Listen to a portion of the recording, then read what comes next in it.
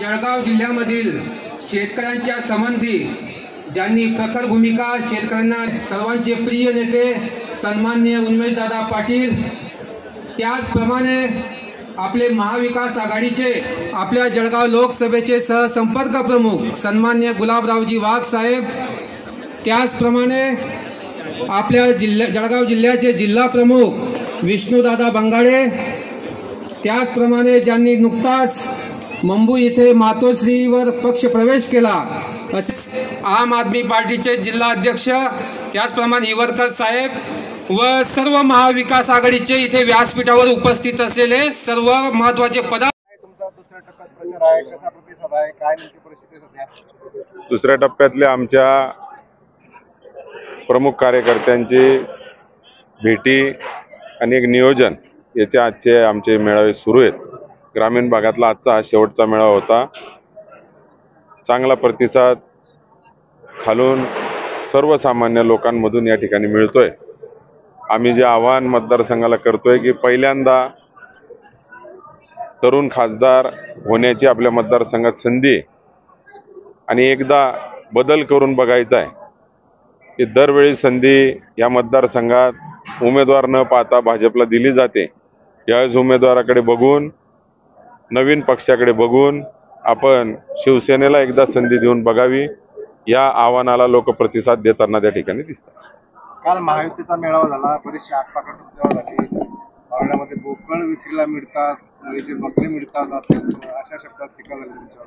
काय मोठे लोक आहेत, सत्ताधारी आहेत, पैसेवाले आहेत, अनेक प्रमुख पद त्यांच्याकडे, ते कोणाला काही बोलू शकतात। तुमच्या खांद्यावर बंदूक ठेवून उमेदवारांनी माघार घेतली।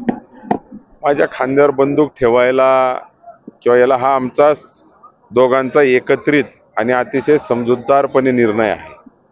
मी काही एवढा लहान नाही की त्यांनी मला काही सांगावं आणि मी ऐकावं। हा आमचा दोघांचा एकत्रित घेतलेला निर्णय आहे। काल तुम्हाला त्यांनी म्हटलं की मित्राला बळीचा बकरा केलं, किमान परमेश्वर नगरपालिकेची तरी निवडणूक लढण्यासाठी त्यांच्यामध्ये ताकद लावली अशा पद्धतीने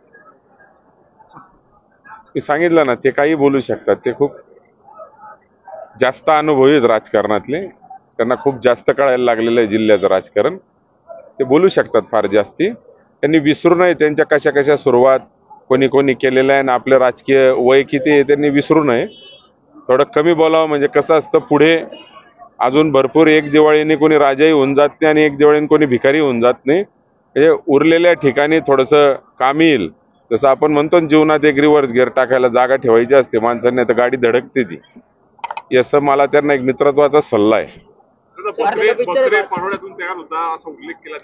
बकरे म्हणू द्या, अजून काय म्हणायचं ते म्हणू द्या, चांगलं आहे। आमचा पक्ष विरोधात आहे, ते सत्तेतली लोक आहेत, अनेक पक्ष त्यांच्याकडे आहेत, अनेक आहे। आणि राहिला प्रश्न, त्यांना जर आता वाटत असेल या मैत्रीसाठी मी काय काय केलेलं आहे, मैत्रीसाठी बकरा झालो तरी मी आनंदात आहे।